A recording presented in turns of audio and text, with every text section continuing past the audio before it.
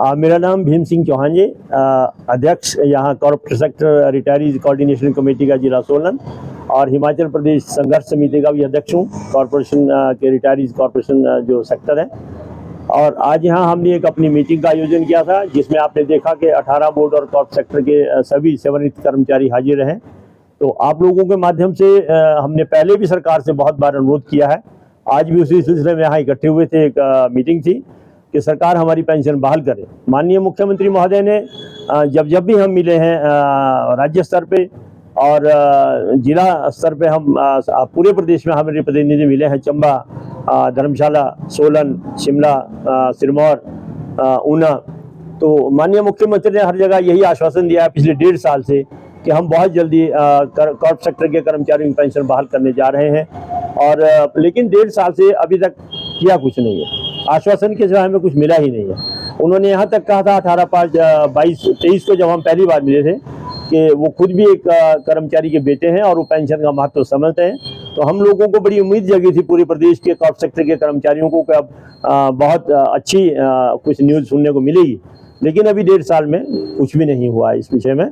तो आज भी आप लोगों के माध्यम से हम सरकार से अपना अनुरोध भेजना चाहते हैं कि सरकार इस पर शीघ्र कार्यवाही करे, क्योंकि अब चुनाव का समय भी आ गया है। पूरे प्रदेश में 4 सीटें लोकसभा की चुनाव है, 6 सीटों में विधानसभा के चुनाव होने जा रहे हैं। तो हम भी अपने साथियों को तभी कुछ सकारात्मक रुख अपनाने के लिए अनुरोध करेंगे सोशल मीडिया के माध्यम से और व्यक्तिगत तौर पर भी, कि वो कांग्रेस को फेवर करे अगर कांग्रेस हमारा इस बारे में सोचती है और इस बीच में हमारे हक में कुछ फैसला सुनाती है।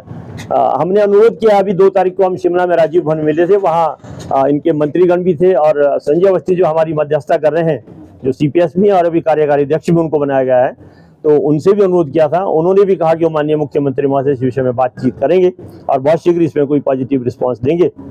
इस विषय में बात की जाए, किस तरह की दिक्कत परेशानी पेंशनर्स को आ रही है जैसे कि आप लोगों को आ रही है? देखिए, पेंशनर के बिना, इस विषय में मैंने पहले भी कई बार कहा है, अम्बेडकर चौक में भी कहा था, ज्वाला जी में राज्य स्तरीय कॉन्फ्रेंस हुई थी हमारी, उसमें मैंने कहा था कि पेंशन के बिना आज के जीवन में परिवार के बच्चे भी बुजुर्गों का केयर नहीं करते सभी को। और समाज तो बहुत बड़ी बात है, समाज में तो प्रतिष्ठा भूल ही जाए हम लोग, लेकिन घर में भी इज्जत सम्मान से रोटी नहीं मिल रही। जीवन तो जब तक प्रभु ने देखा जीना ही पड़ेगा, लेकिन मान सम्मान का जीवन हमें जीने को नहीं मिल रहा है। इसीलिए हम इतने दर दर भटक रहे हैं सरकार से प्रार्थना करने के लिए। पिछली सरकार में भी हमने प्रार्थना की थी, जयराम ठाकुर जी के जमाने में, भारतीय जनता पार्टी की सरकार में। उन्होंने भी 4 साल हमारी बात पे गौर नहीं किया था और हमने फिर लास्ट में यही कहा था कि no pension, no vote to BJP. और उस पर हमने, हमारे पूरे साथियों ने एक कसम खाई थी कि हम भारतीय जनता पार्टी के खिलाफ काम करेंगे और करके दिखाया भी।